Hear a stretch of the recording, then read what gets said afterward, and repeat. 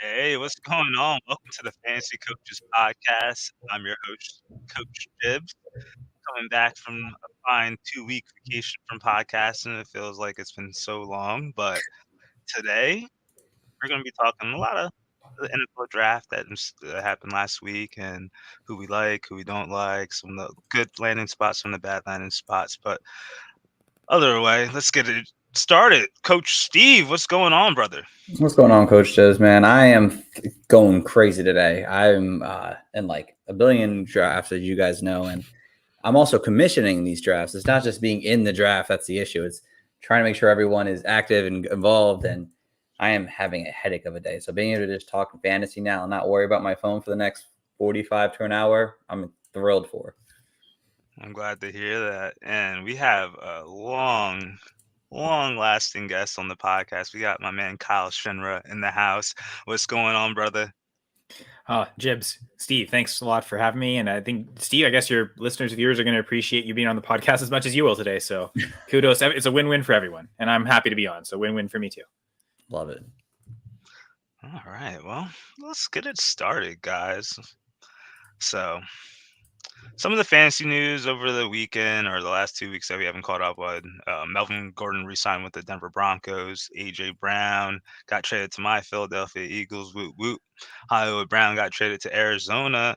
And then right after that, we just heard DeAndre Hopkins got suspended 6 games for PEDs. And it was upheld, and he's literally taken that L, and he's going to be lost for the Cardinals for 6 games. But any of these things actually like stand out to you? Like, is there anyone you're kind of feeling down over because of like certain transactions that expired? I guess I'll start with the one right at the top, AJ Brown, who I had ranked as wide receiver 3 entering the NFL draft. And I don't know, on the Eagles, I'm not quite sure I want to put him there. I think at the very least, I mean, I think he's getting a quarterback downgrade, but I also believe in Tannehill probably more than most people, so maybe that's just me. But it also seems like it's a more crowded wide receiver room, so he probably still commands the most targets on that team, but maybe the market share isn't quite as extreme as it was with the Titans. So I don't know. I'm having a hard time thinking of him as wide receiver 3, closer to 7, 8, 9, kind of basically right along with CeeDee Lamb, DK Metcalf, T. Higgins, instead of what I thought was kind of the guy ahead of them. And now, I mean, I think my wide receiver 3 in Dynasty is Stephon Diggs. I don't know if that's crazy, but. Oh, wow. Dropping, like, I understand that. Like, I don't think he's going to have, like, a ton of targets given, like, the way, like, Philadelphia was running their offense last year. But you never know. Coach Steve, you like any of these? Anything bad? Yeah, so I'm going to go with the other Brown on this scenario here, and Hollywood. Yeah, I thought this was a great move for the Cardinals in a general sense. And I think it seems like it's a downgrade for him in fantasy, which I don't know if it was going to be. I don't know if he was going to be the guy who's going to be the 1,300-yard receiver on this Ravens team. I don't know if he was going to be the number one wide receiver anyway. And now you get a quarterback who they seem to want to throw the ball more, at least, than run the ball, just based on their rushing totals last year. And they want to pass the ball as much as possible. And, you go from Christian Kirk to Hollywood Brown, I think is an upgrade overall for Kyle Murray. And for Brown, I mean, he has sneaky value that I feel like people aren't taking advantage of, especially in trades. I know it might be harder now that Hopkins is serving that 6-game suspension, but he was definitely someone that I was willing to go out there and buy now because, I mean, Christian Kirk did 900 yards last year with Hopkins playing 2/3 of the season, a year younger AJ Green before.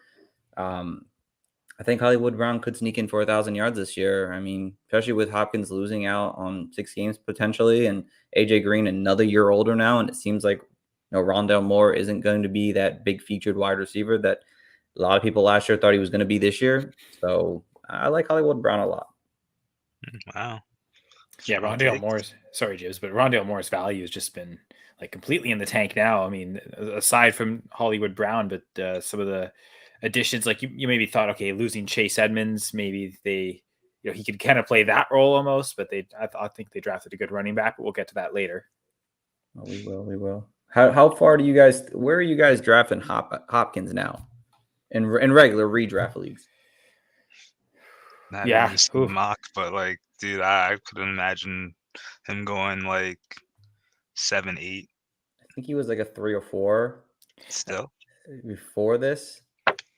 Yeah, that probably makes sense. Oh, okay. Could see him in the 3rd round for sure. But yeah, this probably at least falling to, I feel like every year that the suspensions or the injury guys, 6th round usually is when you tend to see that go. I mean, some people take, someone might still take a 3rd round flyer on Hopkins. You never know how crazy people get. But yeah, 6th, 7th round, like you were saying, Jibs, that might make sense there. Okay. Well, and I just hate that Melvin Gordon resigned with the Denver Broncos, kind of hurting them. Javonte Williams, truthers out there, and hopefully he gets a bigger rushing load and a bigger share, and they kind of subsidize Melvin Gordon's rushes. But we'll never know. We'll see though. Hopefully it's more of like a 60-40 than 50-50 at least. So. Yeah, that's what I'm feeling. Give that man. Well, even a 50-50 would kind of be an upgrade for Williams, right? Because it seemed like Gordon still, like, almost doubled him up in touchdowns, still was kind of the first guy to go. And it was, if anything, it was 55-45 in Gordon's favor. So even if Williams can just flip that number and get 55 to himself, that at least is an upgrade. But as someone who has more J.K. Dobbins and Javonte Williams in my dynasty leagues, I'm happy Gordon didn't sign with the Ravens. So I'm fine with the Denver landing spot in that sense, but I obviously going my selfish needs there. That's so funny. Love it. All right, we're going to get started with the rookie quarterbacks mock draft, top 6 actually. So round 1, Kenny Pickett went to the Pittsburgh Steelers, and then we saw a pretty large gap in between the first and second quarterback being taken and Desmond Ridder getting taken in round 3 to the Atlanta Falcons. Then we saw Malik Willis go to the Titans. And Matt Corral, he went to the Carolina Panthers. So, Coach Steve, do you want me to just block off these 3 and we want to just get in touch with the top 4, or just you want me to go through the list? Well, I mean, what we're going to do is that I think me and Kyle are going to do like a mock, and we're going to see in terms of fantasy, which one will go when in fantasy drafts. So I figured let Kyle pick the first pick, I would pick next, and then we'll kind of go back and forth kind of. Oh, Jibs doesn't want to participate? I mean, Jibs, you want to? Jibs is learning. Jibs is still learning the rookies, so. Yeah, fair enough. All right. Okay, well, I guess this will be the second time in basically like 2 hours that I've made this pick in a rookie draft right now. And at the 106 of a Superflex league, I selected Kenny Pickett. Wasn't my number 1 quarterback before the draft. In fact, I think I had all the guys in round 3 ranked ahead of him. But I think especially with this, with such a large disparity in draft capital, and you said it, Jibs, a large gap, not just in 2 rounds, but 54 picks between Kenny Pickett and Desmond Ridder. And then those 3 guys went within 20 picks of each other. So it just, if let's say Pickett goes 32 and,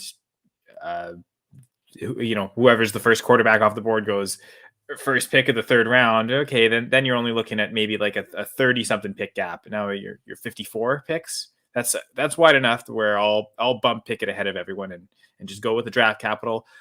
Might also be arguably the best landing spot just from a pure organizational standpoint. Like that's a stable coaching staff, GM that isn't going to get fired anytime soon. They're not going to just abandon plans unless Pickett is completely awful, in which case, if making the pick, you already lose. But I think I trust that organization to kind of weather through any losses. And I mean, Tomlin still isn't had a losing season, so Pickett kind of goes to a good winning organization that can help him win games and kind of maintain his job. He might be Mac Jones for fantasy, but that turned out pretty well last year. So again, trusting the good organization more than anyone. And it's super easy to do here because, again, he was the only one taken in the 1st round. So I think Pickett's the obvious choice in Superflex drafts now as the first quarterback to go off the board. Can't disagree with you. I don't know. It's the opportunity. Opportunity, like you're saying. Here's to Kenny Pickett. Good job. You did it. You made it, buddy. You made it. All right. So very easily. I will go with the next pick here, guys. And I'm not taking the same order as the draft kind of unfolded, but I am going Malik Willis still as my number 2 quarterback. And yeah, he might play a redshirt freshman year this year. He might be the only quarterback out of this bunch that doesn't actually see the field this year. Very possibly the only one that doesn't see the field. And it's because Ryan Tannehill is there, and he is a very good quarterback. And this Titans team, while they traded away AJ Brown, is still a team that's trying to contend and can easily contend for the AFC South. So it's basically going to come down to the fact is that the upside was there, the potential was there for him prior to the draft. He just went to kind of lower than many people thought. And I think if you're looking in your dynasty leagues right now as a quarterback to take, he has that potential to start in 2023. Ryan Tannehill has that out next year. The Titans could explore giving Willis the opportunity if, say, the Titans maybe make the playoffs but do nothing once again. They might want to find more upside. And he'll be able to sit there and learn behind a guy like Ryan Tannehill, who, when he came in the league, was kind of like a project quarterback anyway himself, who had played 1 year in college as an actual quarterback. So I think that Malik Willis needs to be the second guy off the board. He might not be beneficial for you this year, but he definitely is someone that long-term could be a valuable player in fantasy. All right. Yeah, so I guess at 3, I will go with who I have ranked now as my number 2 quarterback, and it does kind of follow the NFL draft, but not so much for that reason. And it's not even so much a difference in landing spots either. It's the pre-draft.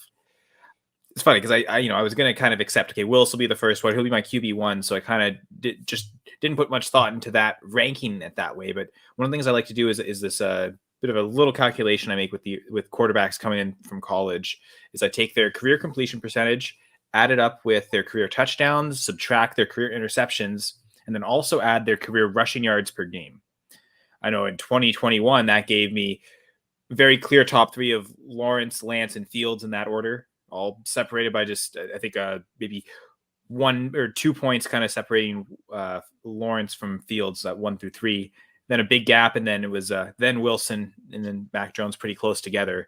This year, Ritter was actually the highest out of everyone, and Sam Howell was second, Willis third, and then that's why I was kind of lower on Kenny Pickett, just looking at that. The career numbers didn't quite stack up to the others. But yeah, so I think it's seeing Ritter second off the board, having him first in this little metric thing I come up with. It probably not even count as a metric, just a little random calculation I found has, the elements we're looking for, right? Who's the good passer, who can score, who's got the fancy upside to score touchdowns, and who can also run the ball. And Ritter, maybe, I don't think he's as good of a runner as Willis, but consistent. At least, I think it was at least 400 rushing yards every year in his career. 4-year starter. So clearly part of his skill set that he's going to take. I know Sam Howell had one massive year of like 800 rushing yards, which helped him in this sample size, the rush career average. But then everything that was lower than any season Ritter's had, it kind of made it seem like, okay, it was just this, the team was so awful last year. He didn't have a choice but to just take it and run. The O-line couldn't protect him. And it's not something he's going to go to initially, where it seems like Ritter, that's part of his skill set. So I'm confident taking him as the QB2. So I love taking him here as the QB3. I don't blame you, man. Marcus Mariota is basically a stoplight. Like, he's going to get burned in the dust, and they're going to bring in someone new. But hopefully Redler could keep the job, or actually gain the job and sustain it, even though the Falcons doesn't have that much draft capital tied to him. I mean, I'm also a Mariota fan as well as being a Tannehill fan, so that's also part of it. It's like, really? I kind of like both those quarterbacks. Yeah. I want him to do well. He hasn't really gotten like his fair share, though. Steve, what you got? Who's got number 4? So 4 is pretty tough for me, and it might surprise a lot of people, honestly. And to me, at the end of the day, I'm going to go with the talent of the quarterback. And if you guys, heard us when we did the rookie quarterback podcast prior to the draft, you know that my top quarterback was Sam Howell. And I understand, you see Carroll sitting there in round 3, and we're not going to even talk about Bailey Zappi yet, but and it's hard to want to say, oh, well, how went in round 5? How successful quarterbacks go in round 5? It's not great, obviously, but neither is it in round 3 either. So with Howell, the way I see it is that I liked his talent. He was a guy who was kind of pro ready. He had some issues that he needed to work out. He had mobility that he showed us this past season right now. But with talent around him, he can produce in fantasy. And the Commanders are adding great talent to this offense here this past offseason here, and with everything they've done over the last few seasons now. And yes, Carson Wentz is there, but Carson Wentz is not a quarterback we've seen be able to hold down a football job anymore. I mean, he's losing his job every single year, it seems like, at this point. And if he performs not to the level that the Commanders want in 2023, which he might do well enough to maybe keep them out from a top tier quarterback, but not well enough for them to, be be in that position. So Sam Howell could have an opportunity in 23 to start. He could even start this year. We know Carson Wentz's injury history. And if Sam Howell is the guy who I think he can be, there's potential for him to maybe start a few games this year due to some injuries, or maybe even start in 2023 as a stopgap that they see if, he is the guy or not kind of thing. So for me, I would take Howard number 4 in this list. To your credit, Steve, like the gap between when Pickett was picked and Ritter was picked is bigger than the gap between when Corral was picked and Howell. It's not much. It's like, I think it's 4 picks difference. One's 54, one's 50, but technically the Corral to Howell gap is smaller. But yeah, it's the fact that all these guys fell out of the second round that shows that there's not much confidence. There's not really a safe floor with anyone here outside of Pickett. So there's, you got to just shoot for upside no matter where you see it. Whether it's Ritter, if you're trusting your I was saying I was trusting my pre-draft guy with Ritter, you're going with yours with Howell, and I think at this point upside is really all you have. Agreed. The next highest floor might actually be Matt Corral, simply because I feel like he has the best chance to start this year. If he does well enough in training camp, he might be the week 1 starter, honestly, because all due respect to I really like Tannehill. I think he's a really capable quarterback. I'm a big fan of Mariota. Not quite to the same. I don't think he's as good a quarterback as Tannehill, but I still think probably better than, maybe not better than Trubisky. Both those guys, second overall picks. Imagine that, Trubisky and Mariota. I'd say they're about equal. And then Carson Wentz, right? Like those guys are all significantly better than Sam Darnold. As bad as some of them look at times, like Darnold has just been completely awful. So Corral, to me, maybe the second highest floor outside of Pickett, and I'll take him here at QB 5.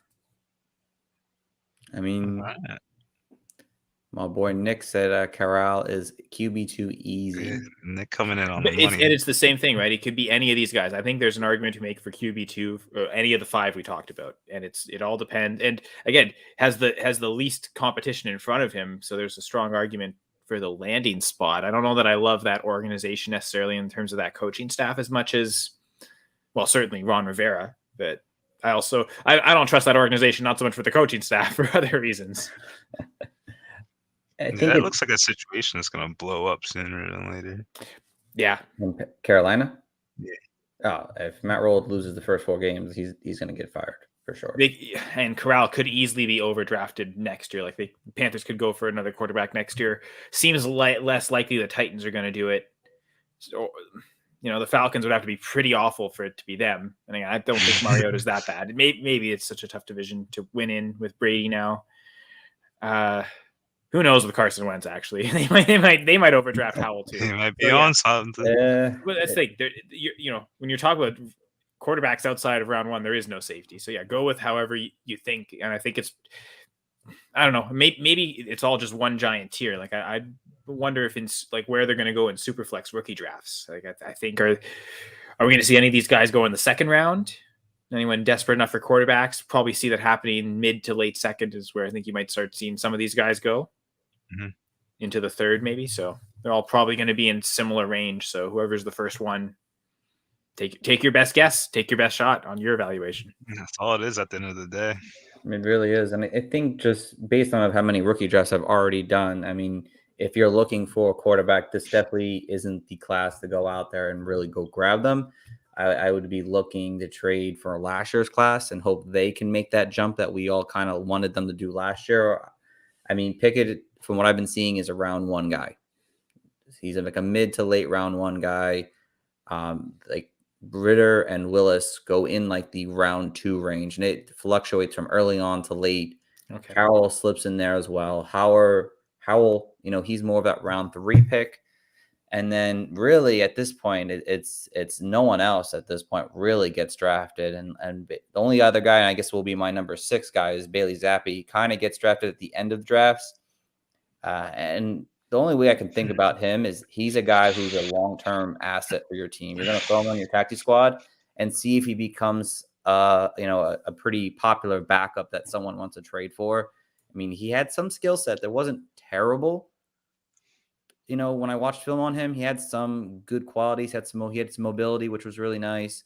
But he's definitely someone that you could throw in your taxi squad for a couple years and see if that guy kind of like flourishes into a backup that people might want as a stopgap, and then you have another quarterback for one of your fantasy seasons.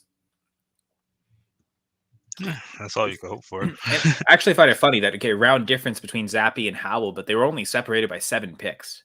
Zappy was a late 4th, and Howell was, I think, was he like the first pick of the 5th round? Close Yeah, to he the was top the of the first 5th. pick. So 137 to 144. So it's not that much of a difference. Yeah, I don't think anyone's going to be taking Zappy ahead of Howell in any rookie drafts. Shocked that the Patriots did, and I wonder how much that might not so much affect that Zappy's going to go ahead of Howell in rookie drafts, but I wonder if people are gonna. That'll be the one thing that they check against Howell. Oh, if the Patriots passed on him for this guy, what does that say about Howell? All these other guys went in the 3rd, so I think that's maybe why more than anything we'll see Howell fall into the 3rd round and maybe beyond in rookie drafts. More than likely, but definitely not a great class, guys. So if you're looking at quarterback, I'm not feeling most of these guys. I don't have to draft another one, right? Yeah, because I mean, to be fair, like it'd be number 7, and that's very symbolic because you would definitely need a lot of luck for anything to go right with any of these guys. So, well, that's for sure. And we're gonna get into just to round off the rest of the names. Chris, a lot of come. Skyler Thompson got drafted to the Dolphins. Brocky Purdy to the 49ers. Carson Strong was signed as an undrafted free agent to the Eagles. Actually, I don't know if he actually signed with them or not. He was supposed to, but I don't know if he actually did. Oh, well, he had flirtations with the Eagles, but you never know. I gotta say, credit to your Dolphins. Skyler Thompson might just be the spot you want to invest in most. Just wondering, betting against Tua maybe that might be if you're going to take a late shot on any of these guys, including Zappy, Thompson might be the one.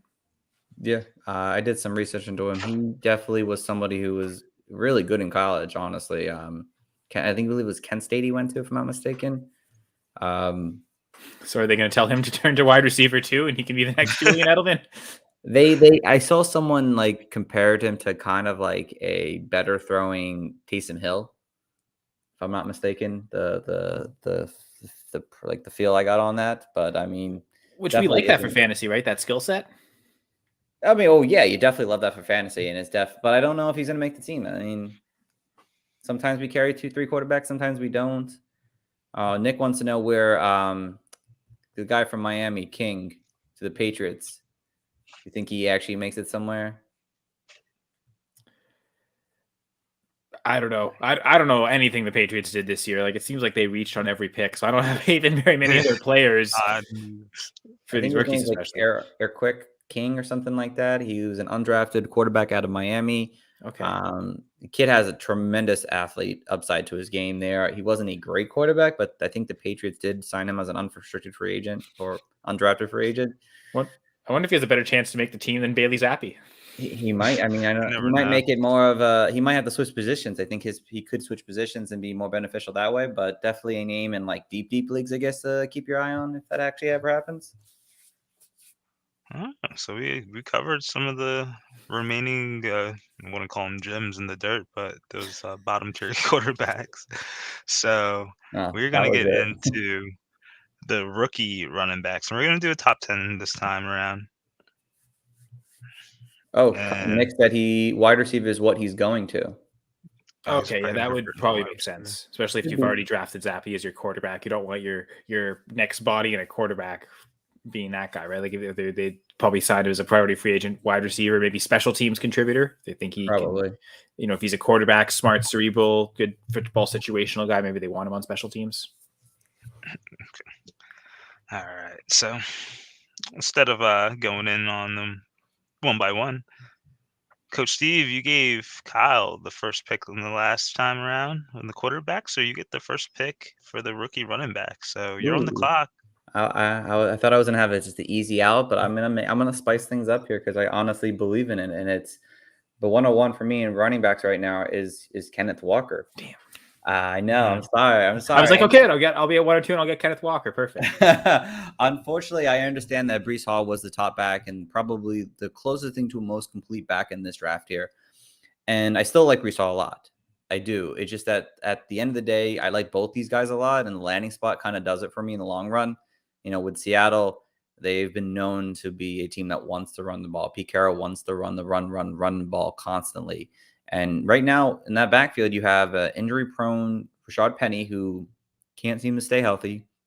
We have Chris Carson, who might not ever even play football again. We still don't even know if he's actually going to play. I mean, he's really serious neck injury there that he might not ever honestly play again. And if he does, I can't see him seeing a guy who's going to see 250 carries ever again.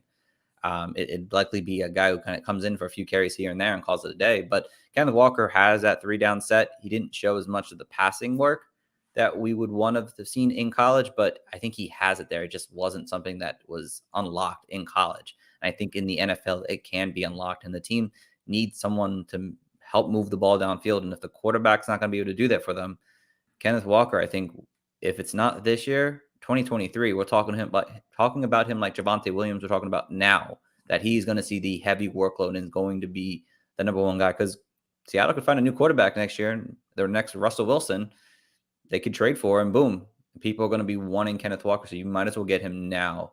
And that's the biggest thing. Kenneth Walker's future in this team. Spicy take. And you're saying get him now at the 101 immediately. Like, Don't even wait. Truthfully, I've got Walker and Hall in a tier of their own. Like, to me, it's those two at the top tier at this position. Might even be the top tier of the draft. Like, I unless you're like, assuming in most drafts, Breece Hall does go 101 and you're sitting at the 102, unless you're truly like, okay, this is going to be a multi-year rebuild. I'm trying to compete maybe 2023, 2024, trying to use like, okay, rookie picks from 2023 to help compete like 2 years from now. Maybe I wouldn't go Walker, but if you feel like you're ready to compete, he's probably better than any of these wide receivers. So yeah, I no problem going Walker 102 in most circumstances in rookie drafts, and certainly have no problem taking Breece Hall at the 102 in this little mock here. I have Hall ranked number 1. Kind of had that post combine all the way through to still now, but my initial tape evaluation did actually have Walker ahead of Hall, just briefly. I think Walker, the contact balance, that seems to be a little bit bigger frame, bruising guy. I think I tend to like those running backs. I really like Najee Harris last year, so kind of maybe a little bit of bias there, but I think the athleticism of what Hall demonstrated, and Walker's a really good athlete too. I think it was a 9.2 on the relative athletic score, like really good. I think he's in the top 10 of this entire running back class, but Hall's number 1 athletically and number 1 pick. I don't love either landing spot, I'll be honest. So there's not really anything that's kind of swaying me in either direction. I kind of think I trust the coaching staff of the Jets more right now and what that offense is building. So if I was to lean any direction landing spot wise, I'd probably lean Hall. But again, outside of what I saw tape wise, everything else is saying Hall production, the receiving profile, the athletic score, and now the little bit of draft capital in that direction, maybe the little bit of bump for the offense. So all those things kind of indicating to me Hall ahead of Walker. So I will go with Hall at 1, Walker 2, but yeah, super close. I was about to say, I was like, did I make the wrong decision this morning? You definitely didn't. I think you could go either direction with that pick, to be honest. I think I said 101 Walker, but honestly, I could have said Breece Hall 101. That's how close they are. So you took Hall 101? Yeah, I got connived into taking over orphan team. So perfect. That's a great first pick to make, I think. No, I've got Hall as the 101, but it's like, again, I think Walker, I think these guys should be 101, 102 in most rookie drafts, but I tend to like running backs. That's just me. 1A, 1B, that's basically what it is. Yeah. So who you got for number 3 though? That's the more interesting pick. That is the most interesting pick, because at this point, there's like a giant tier of these RBs at this point after the first 2, and it's scary. But the way I think of it is, where's the upside and the offense and everything at this point? That's kind of where I'm looking at the rest of this way here. And to me, I'm kind of staying on par here, and it's James Cook. Dalvin Cook's running back here. He's a smaller running back, but the way you think about him is that he has that PPR upside. He was a big pass catching back at Georgia, and I know that the Bills don't really use a pass catching back all that much, or haven't really used it, but they did go out there almost and sign J.D. McKissic. So there was something they really wanted to do in this offense that they obviously missed out an opportunity on because he went back to Washington. But they went early on to draft James Cook. There were other running backs that I thought could be more of a featured back. They didn't go that direction here. So James Cook must have some something they really liked in his game there that I think will work in the passing game. So he's definitely my third guy. I'm not thrilled with him as my third guy, but he has that upside, but his downside could be really bad too. He's one of those guys that has a really low floor, but a high ceiling to his game there. But definitely someone at the end of round one, if you're looking for an RB to take a shot on, he's definitely has that upside for sure. So the only thing I'll strongly disagree with, Steve, is that it's a giant tier at this point, because I actually think it was a tier, the top two, and I think it's another tier of two here. And then I think it's a big gap after RB4 to me is where the bigger gap is. Okay. Because my RB3 before the draft was Rachaad White, and I think I was not high on James Cook. In fact, are we sure he's Dalvin Cook's brother, not James White's brother? Because he reminds me so much more of James White than he does Dalvin. The pass catching's there, but there's not really much else. Like, I don't really think he's a great runner. And I don't think, especially immediately, Devin Singletary to me is still the RB1 in Buffalo. He's going to have all the touchdown upside. He kind of showed it last year. I think that's why they wanted to replace, when Zach Moss, what we saw his rookie year, he was the primary goal line back. It seems like that's what they drafted Moss to be. And they didn't really want to give Singletary that opportunity. And then last year they did, or maybe they saw something in practice where he figured it out and they finally gave him the opportunity and he ended up scoring a bunch of touchdowns down the stretch. So now it seems like you're saying, Steve, they want to go for that pass catcher instead of having Singletary be their pass catcher. They want to draft his replacement. But with a high scoring offense like that, I still want the goal line back more than the pass catcher. I'd rather have Tom Brady's pass catcher, frankly. So if you're telling me that landing spot, I actually prefer White's landing spot. And, my initial evaluation, frankly, Rachaad White didn't rank that high in my tape grade, but the athleticism, his relative athletic score was almost as good as Breece Hall. He's the second best in the class. And the production was definitely there. One of the highest. So production, I'm looking at receptions. He's just as good of a pass catcher as Cook. So that to me is neutralized. But Rachaad White also had 1,000 yards from scrimmage, or averaged over 1,000 yards from scrimmage throughout his career. Whereas I think James Cook his average was around 600, 700 splitting time with Zamir White, to be fair. So there is context there, but everything about the profile says White over Cook to me. The only thing that goes in Cook's favor is the draft capital, but only 1 round difference, 28 picks difference to be exact. So not even a full round difference. Everything else is telling me lean White over Cook. So I still have Rachaad White as my RB4, but yeah, I think James Cook pre-draft was my RB22. So he's definitely seen the biggest jump going up 18 spots to RB4, because the draft capital 63 overall, that's pretty impressive. So I can't ignore that completely, but I'm also not going to ignore everything that I've seen with Rachaad White.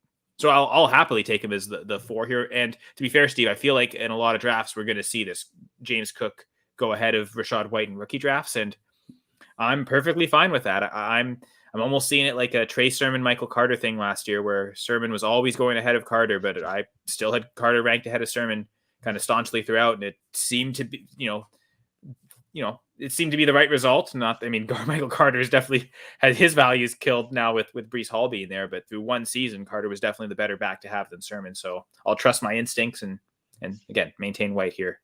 This gets interesting though, because I'm curious to who you're going to take at RB5, because I know who my RB5 is, but I'm not confident in them at all. No, I definitely get your points on both Cook and White there, honestly. And honestly, I would avoid Cook as much as I would possibly can. If one of the top receivers out there, I'm looking that direction all day if I have to. Watson, Sky Moore, Pickens, if they're sitting there around that same time, I'm going the wide receiver, because I don't fully trust James Cook, but the upside is there. Like I said, the floor is so low though. Yeah, I'm probably going at least 9 wide receivers ahead of both White and Cook. Right. All right. What am I doing here, guys? Oh, I'm 5, right, Jibs? All right. Yeah, you are. That I am. All right, cool. So my number 5 is my number 4 currently, and it's Isaiah Spiller from the San Diego Chargers now. And, he was my RB3 pre-draft, and he was definitely someone who he was a bigger body built running back here who had fantastic vision on the field, and someone who was just solid production throughout his college career here. And now he gets to go to the Chargers, who are another team who's a high power offense, who has a ton of potential scoring opportunities. And they didn't really have a RB2 last year. They were mixing it with Joshua Kelly, Larry Roundtree, Justin Jackson. Like none of these guys really stepped up to the plate to be that RB2 last season for Austin Eckler. And Spiller has that opportunity here now in LA that he could be that complement to Austin Eckler. And, Austin Eckler, he's 26 years old already. There's age factor that's coming in with him as well. So is he able to play a full 16 game season? He's been a guy who's been banged up early on in his career, but has stayed healthy over the last few seasons now being the lead guy. But for me, I think Spiller gives you that opportunity for possible touchdown goal line opportunity and possible maybe 2024 future starting role opportunity as well. I will say Justin Jackson did look good there too. So that also shows that offense can make whoever the backup running back is for a small stretch of time could be very productive, especially if you can catch passes. Right. But I was looking up Justin Jackson's still a UFA. Or like he's still not a UFA. Like he's an unrestricted free agent right now. No one signed him. He could go back to the Chargers in theory, but yeah, Josh Kelly, Larry Roundtree, not overly impressive. I think Spiller can definitely walk in and be the RB2 on that team. So it's a good depth chart to go on. I do think there's, as much as we're not so crazy about this running back class, there's a lot of these guys that kind of have paths to be the injury away RB2s on their team right now. So that's why, like you were saying, Steve, it is kind of a big tier at this point. I could go all the way down to RB12 and still feel comfortable between RB5 and RB12 with any of those guys. Oh, for sure. I'm liking that as a Spiller. Like I've been like chasing these Chargers running backs. I don't know if I want to stay on the train, but it sounds like it's a good one if he's a more physical freak than these other slugs that they've been drafting over the last 2 years. He just knows how to see the field, and I think here I want to see what happens with him because I'd be really interested if he actually can be successful. I think like I was lower on Spiller. I wasn't as impressed with the tape. I mean, not like I was with Hall or Walker, and I was kind of expecting to. So it was a little disappointment. I think here I actually have them here. Where was he in my film rankings? I guess I had Spiller at 6, so it wasn't like he was that far off, but just kind of I saw a difference between Walker and Hall and Spiller. And whereas, it seemed like, especially before the combine, that wasn't always there. So when the combine happened, I also didn't overreact and drop Spiller because I was already kind of thinking, okay, he's not in the same tier as Hall and Walker. So seeing the athletic comparisons, I wasn't surprised. Okay, so maintain what I had. I think ultimately I ended up pre-draft rankings of having Spiller at 7 and Brian Robinson at 6. And so I guess at RB6, I'm going to take the guy who I now have in my RB5. Again, not so confident, but between that tier of 5 to 12, to me, he had the best draft capital because he's the only one of to me in the outside, of course, of Rashad White, who's at RB4, but of that 5 to 12 range, he's the only one that went in the 3rd round. And so he's got that edge draft capital over everyone else. And again, I had him at RB6 before. I like a lot of what I saw on tape. The athletic score is really good, 8.82. So not quite what Kenneth Walker is at 9.25, but still a lot better than, say, Isaiah Spiller at 5.61, Jerome Ford at 6.84, just some guys kind of that I had in that pre-draft range to where I kind of bumped up Robinson. Decent production profile. Or actually, no, not so well. The catching, yes. Scrimmage yards per season, only 630, but also buried in the Alabama depth chart, so we can kind of forgive him for that. And I love Antonio Gibson, but this pick also maybe says, is this kind of a lack of confidence that Washington has in Antonio Gibson? So I don't love the landing spot at all. It's not a great offense. He's going to be behind Gibson, but maybe he passes Jared Patterson and is that main handcuff to Antonio Gibson. So I'll trust kind of the pre-draft analysis, trust the draft capital, and go with Brian Robinson here as the RB6. Okay. Well, you got 7, Steve. There's you want the next slide or? No, we're still staying on this slide here. And this pick I'm not thrilled with, but the opportunity intrigues me if he gets it here. And it's Damien Pierce for the Texans. And I wasn't a big Pierce believer pre-draft. I know a lot of people had him high as like a top RB, like an RB 8 or 9 in terms of rankings, but I was kind of down in the early 20s with him. Ooh. And I just didn't, when I watched it on film, I didn't see what everyone else was seeing, but he's got minimal usage in college and the draft capital is pretty decent. And right now with Houston, we all thought whatever running back went there was the guy that we needed to go and get. We thought Breece Hall or Walker were going to go there. But Pierce, there's talent there. I didn't see the upside in the talent, but he could be a steady contributor for any fantasy team if he gets a starting job. Right now, it's Marlon Mack and Rex Burkhead. Rex Burkhead is 33. Marlon Mack is coming off a torn Achilles. Damien Pierce has the opportunity. If he does, he could end up seeing 200 carries early on in the season and be useful for fantasy. And that's kind of why I have him sitting here at my 7th pick now, because the opportunity excites me. But he definitely isn't someone who you need to go out of your way to grab. He's another one of those running backs, but he definitely could see that opportunity. Personally, I think I'm happier with Hall in New York than I am with him would be in Houston. Just kind of trusting that offense. Man, that was a mess. Like that was one running back room I actually didn't want anyone to land in. Just last year, they rotated so many guys in and out, and I don't think I'm not as low on Pierce pre-draft as you were, Steve. I had him at RB 17, so quite. It's still not the difference maker though. So I wasn't he failed to hit 20 receptions in any season. So if we talk about Walker and that, I think. Not the same receiving profile as quite a few of the other guys we've talked about. Rashad White, Hall, of course, Robinson, especially James Cook. Like he's not that level of receiver, which maybe would be able to separate himself in that backfield as the pass catcher. But that's not a great offensive line to run behind. They were ranked 32nd in run blocking last year. Now, who did they add? They added an offensive lineman. Wait, did they in the 13? I know they took Stingley first. What did they do with their second pick? I guess not. Yeah, like that to me, I don't know what they've done to address that offensive line, to be honest. So I don't love him running there, to be honest. But like you're saying, he might have the clearer path to opportunity than maybe anyone else in round 4, and maybe certainly over Brian Robinson, maybe even Rashad White and James Cook. Like, I wouldn't be shocked if he has more carries than those guys in his first year. So if you're looking for the opportunity, which at this point, especially we get to round 4, nothing's for sure now. So cling to anything you can. I guess I'm up, and I'm going to cling to the next pick then. Jibs, slide it on over, I suppose. Then I'm going to dip into round 5 here. Ooh. And this was the landing spot I wanted. Atlanta.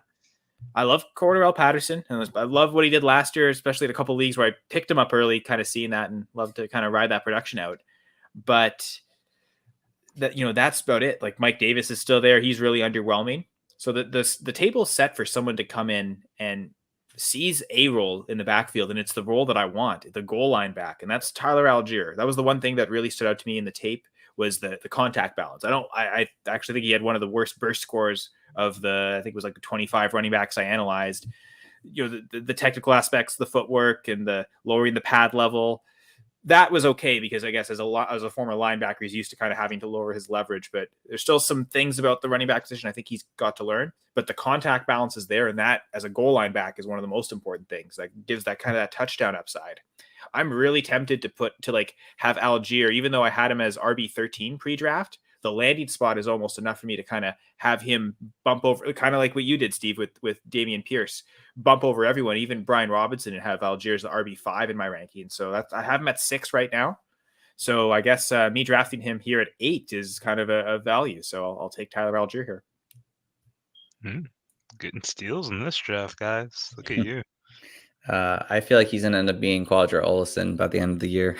Oh, no. I had him at 2021 in my rankings as well. So didn't they release Mike Davis over the weekend? They did release Mike Davis. So he definitely has another step up to be a productive guy. And then Kyle said it best. It's the same as, opportunity knocks sometimes. And it definitely makes sense.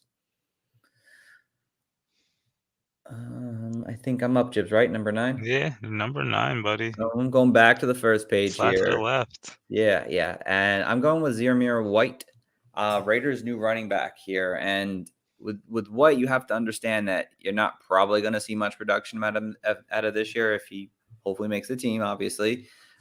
He should, or 4th-round pick.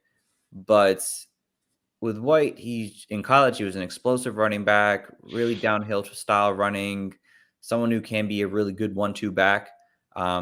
He wasn't much of a receiving back in college, and he's had 2 torn ACLs early on in his college career.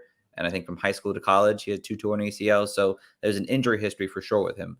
But the fact that Josh Jacobs' 5th-year option just got declined, to me, that opens up the door possibly for him to be that new 2-down back next year. The Raiders aren't going to want to sign probably Josh Jacobs to a big extension. We know that who's the new head coach there?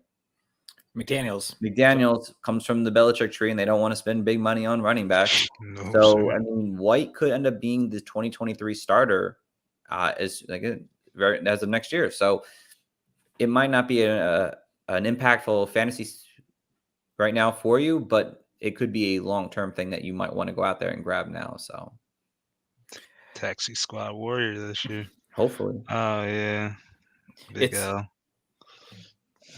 Oh, sorry, Jibs. You're good.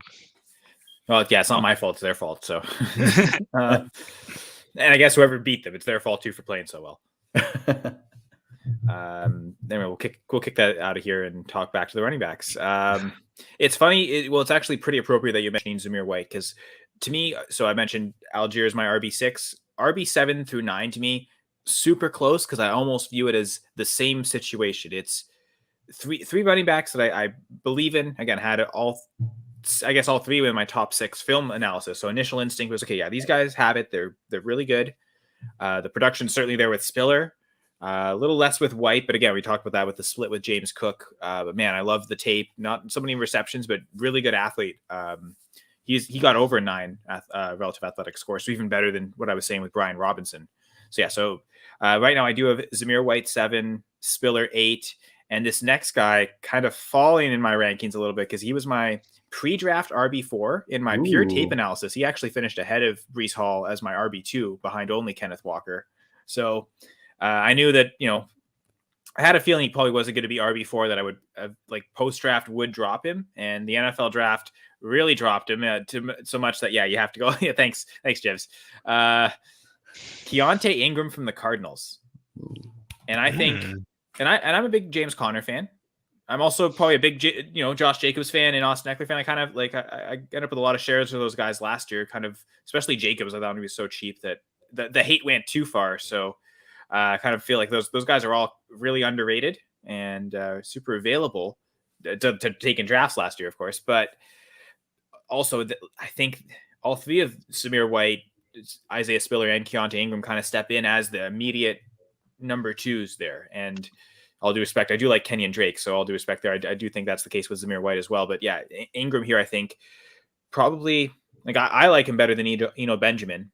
I certainly think he has the vision to run that Benjamin lacked, and the athleticism is definitely there. Kind of really similar relative athletic score to Brian Robinson, and yeah, I think it's a pretty good offense to be in, and maybe, and I hinted at this earlier, I think this might be a pick that actually hurts Rondale Moore more than anyone, because he can now be that pass catcher to the outside. That's why I like him. He had because he went to 2 different schools. He was at Texas Tech and at USC.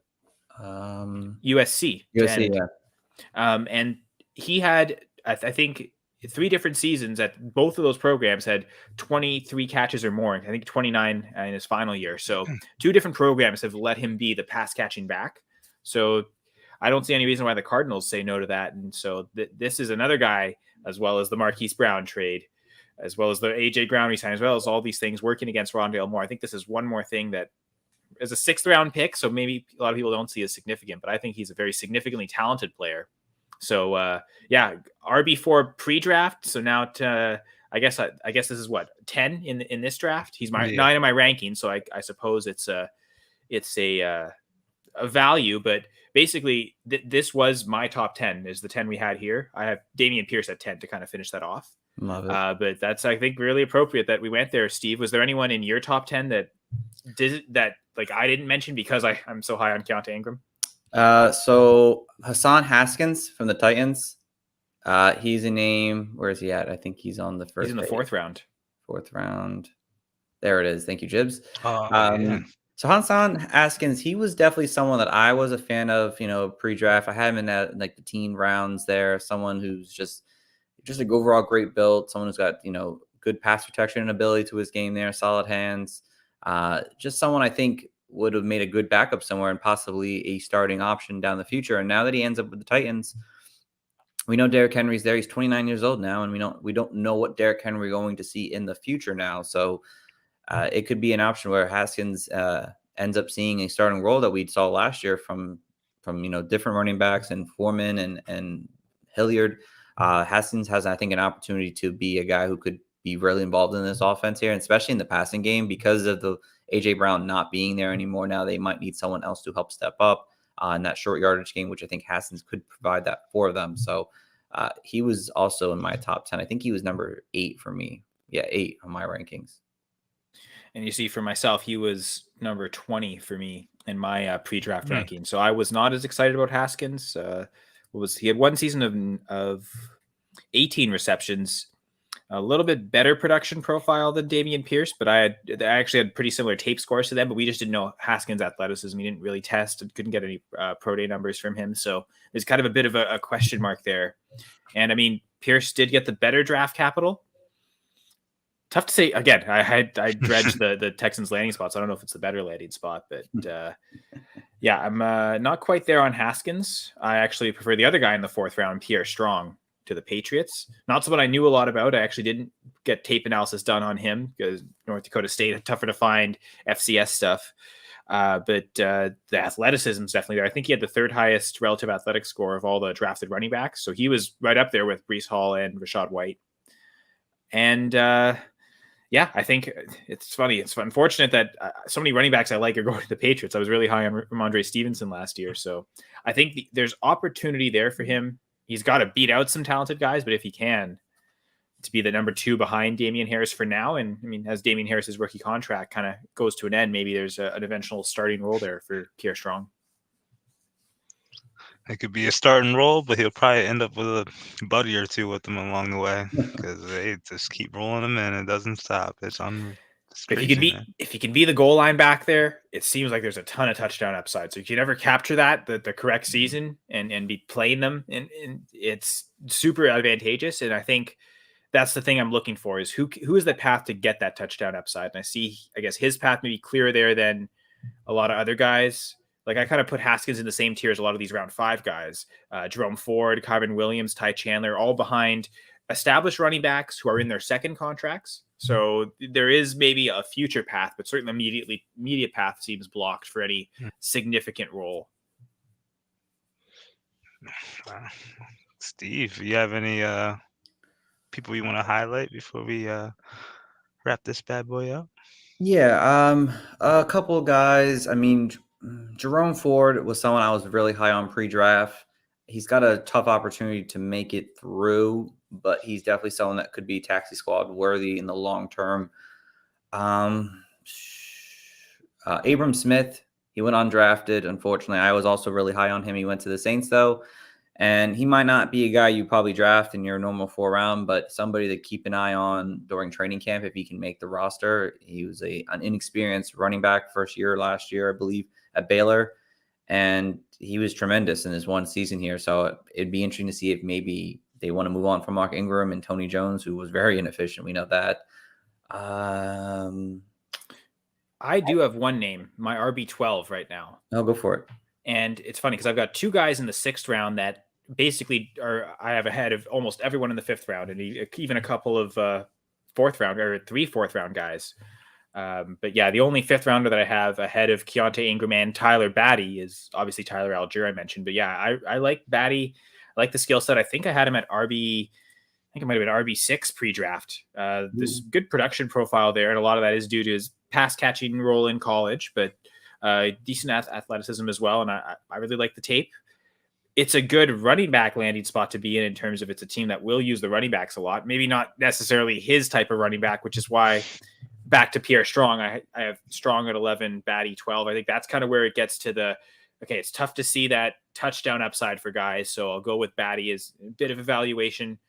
Not that much different draft capital than say the guys who went in the 5th round, still day 3 picks. So maybe trusting the pre-draft evaluation on Batty more than anything else. But I can't, just like Ingram, Ingram, I couldn't even drop out of my top 10, but Batty, I can't drop out of the top 12. I hear you, brother. I definitely hear you. But there's one other player that you don't have actually on the undrafted free agent signing that I actually like better than all those UDFAs. I'm not so big a fan of Abram Smith, to be honest. Sorry, Steve. Okay. I had Tyler Goodson, Tyler Batty. I had him both of my top 12 RBs pre-draft. I think I had Goodson at 12. Going undrafted, fell to I think 22 now, but landed with the Packers. Oh, he landed with the Packers. Okay. Yeah, the Packers ended up picking him up. And yeah, I like that landing spot a lot better than any of these other, like Devontae Price at the Colts and Varel. Like that's not a great landing spot to be in. I think that's a really blocked path. And I mean, AJ Dillon, Aaron Jones are there, but the number 3 option is wide open. And we saw Kylan Hill kind of get returner role last year as a 7th round pick, and he suffered a pretty bad injury. So if he's not quite ready, Tyler Goodson and that speed, maybe a good special teams player that can make that roster and be that RB3, because right now, if it's not Kylan Hill, it's Patrick Taylor on the depth chart. So I think Goodson has the talent to make that team and be that RB3. And an injury away, maybe he if Aaron Jones gets hurt, he can maybe fill in that pass catching role for Jones. Or if Dillon gets hurt, Jones becomes that main carry guy. And yeah, you still have Goodson playing that outside role. So I see the path there for, because like to me, I'm not really excited about either of those 7th round picks, and outside of Ingram and Batty, I don't really like any of the 6th round picks either. Yeah. What a hidden gem. Yeah, I didn't know. I think when I did this, I don't think he was signed yet. So that wasn't one of the priority ones. That was a little bit later in the week. Like I remember seeing that I think on Monday or Tuesday.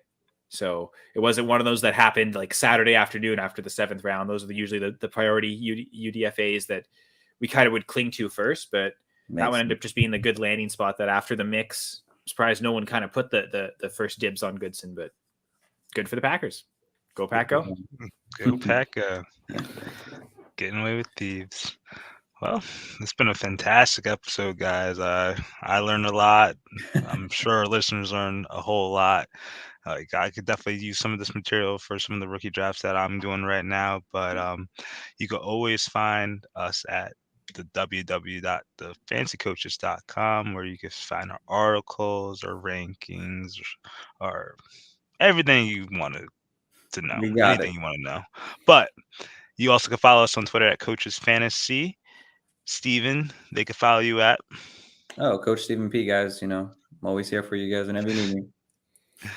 He's going to be there for you, especially during this draft season. Oh, Kyle, where can they find you at, brother? So my personal Twitter account is at Senera Says, but I also co-host the Full Press Fantasy Pod. So you can check out that podcast at FPC_Fantasy Pod. And just because of today it is, and this is a live stream, so we can say that hi to all the people who are watching us live. And may the 4th be with you. I'm wearing the Scott Fishbowl Dark Side of the Moon shirt, which isn't a Star Wars shirt, but there's a lot that happens on moons. Like, I mean, at first you think the Death Star is a moon, but, the Rebel base is on Yavin 4, which is a moon around Yavin.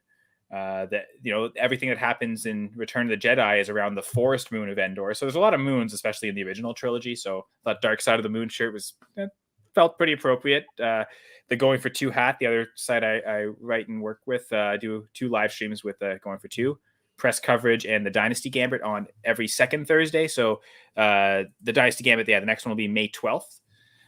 Basically, I think what we're going to do is just recap some rookie draft results that me and my 2 co-hosts, Devin Deal and Brian Vandegrad, will go through as dynasty managers and just kind of compare and see what the results are. So yeah, if you want any rookie draft results, check out that again, May 12th, probably 8:30 p.m. Eastern is when we'll go live there. And then my next episode of press coverage will be May 13th. And that's a one-on-one show I do with Going for Two, interview fantasy content creators one-on-one, ask them a lot of questions about how they got into sports, got into fantasy sports, and then some fun top 5 questions about different categories. I call them high fives because pick me up right at the end of the episode. And so I appreciate you guys bringing me on. And again, may the 4th be with you both, coaches. May the 4th be with you too, man. We should have got like the Darth Vader themed outro of the podcast today. My bad. I messed up.